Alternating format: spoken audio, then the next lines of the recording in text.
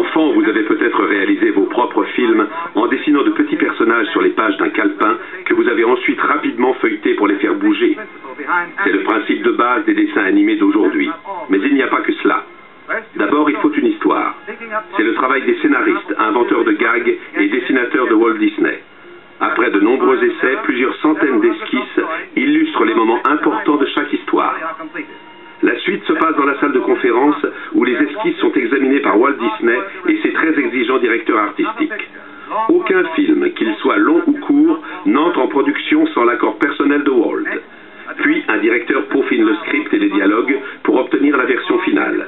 Il appelle ensuite ses assistants et des compositeurs pour imaginer l'accompagnement musical, mettant soigneusement au point le rythme de chaque scène.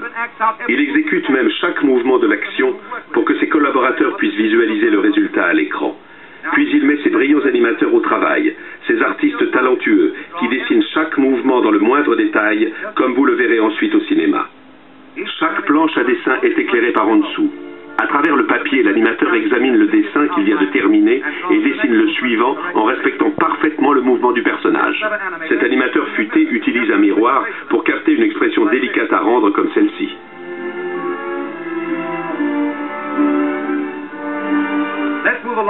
Allons voir le studio des caméras d'essai où les esquisses de l'animateur sont photographiées une à une, puis mises bout à bout. Ce film est développé et renvoyé à l'animateur qui vérifie sa qualité en le visionnant avec un petit projecteur appelé un moviola. Ici, l'animateur fait avancer et reculer la pellicule, dévoilant toute la grâce de la nouvelle héroïne du grand écran, Blanche-Neige. Nous sommes dans la salle de projection où Walt et son équipe observent une ébauche d'une séquence d'animation avec les 7 adorables nains.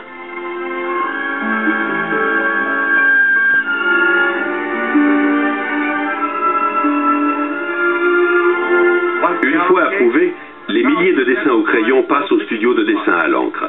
Cet immeuble confortable, bien éclairé et à air conditionné, abrite des centaines de jolies filles chargées de colorier les dessins sur des feuilles transparentes en celluloïd. Puis elles retracent soigneusement à l'encre chaque ligne des dessins en suivant le moindre détail de l'original. On arrive à la dernière étape du film, celle de la couleur. Dans ce laboratoire, les couleurs sont fabriquées suivant des formules secrètes. Des chimistes ont élaboré plus de 1500 différentes nuances pour Blanche-Neige et les 7 nains. Les celluloïdes à l'encre passent ensuite au studio de peinture où d'autres jolies filles appliquent au verso les couleurs finales. 250 000 celluloïdes comme celui-ci ont été nécessaires à la réalisation de Blanche-Neige. Dans un autre studio chez Disney, des artistes préparent les magnifiques décors. Pour ces fonds, on utilise l'aquarelle. Il faut des mois à ces artistes pour peindre l'intérieur de la maison des nains, par exemple. Mais la tâche colossale n'est pas encore terminée. Les celluloïdes et les fonds doivent encore être photographiés par la caméra en Technicolor. Ici, l'opérateur place un celluloïde de Donald Duck sur un fond, tandis que la caméra au-dessus prend un cliché. Pour photographier Blanche-Neige, il a fallu répéter la même opération plus d'un demi-million de fois.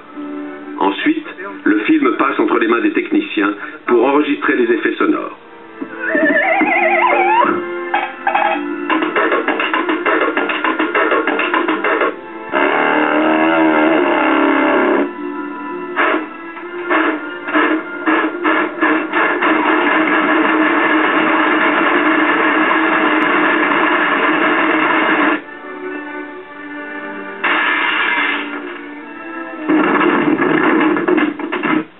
Et pour finir, un orchestre symphonique enregistre la musique et les chansons qui vont faire le bonheur du public dans le monde entier.